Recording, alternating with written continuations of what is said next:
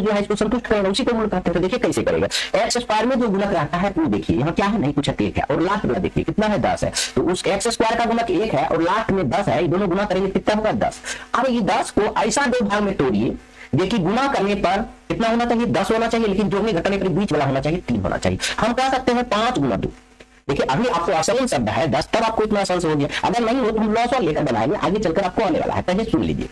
देखिए दो अंक ऐसा लाइए जो कि गुना करने पर यह दोनों को गुणनफल यानी अचर और एक्स स्क्वायर के गुणनफल के बराबर हो और जोड़ने घटाने पर बीच वाला होना चाहिए। देखिए मेरा 10 गुना 5 गुना करेंगे तो कितना हो जाएगा, 10, और दोनों को घटाएंगे तो क्या हो जाएगा, 3। या तो जोड़ने पर बीच वाला होना चाहिए या तो घटाने पर, लेकिन गुना करने पर हमेशा क्या होना चाहिए, या शुरू वाला और लास्ट वाला गुणनफल के बराबर होना चाहिए। चलिए इतना बात अभी आप समझ गए प्यारे बच्चों, प्यारे शेर एवं शेर। तो आगे आइए, आप या का सिंबल दीजिए और यहाँ लिखिए, यह शुरू वाला और लास्ट वाला सेम रहने दीजिएगा एक्स स्क्वायर। और देखिए यहाँ 3 को ही हम इस रूप में लिखेंगे, यानी -3x ही होना चाहिए, यानी बड़ा वाला -5x लिखेंगे और +2x लिखेंगे, तब -3x घट बचेगा, रहेगा इतने। लेकिन यह नियम लागू करके यहाँ लिखेंगे, समझिए प्यारे बच्चों। अब -10 बराबर 0, यानी हम 5x बड़ा है और 2x छोटा है, तो वो घटाएंगे तो माइनस बराबर चिन्ह रह जाता है। यह बात आप लोग जानते हैं। अब बहुत आसान हो गया, दोनों में से क्या मिल रहा है, यहाँ भी x है, यहाँ भी x है, तो x हम लोग कॉमन लेंगे तो x -5 बच गया, यहाँ 2 है और यहाँ भी 2 है, कहिए तो 5 10 या 2 गुना 5 नहीं लिख सकते हैं, इसीलिए इससे भी 2 निकल जाएगा, इससे भी 2 निकल, यहाँ प्लस रहेगा तो प्लस ही कॉमन लेंगे,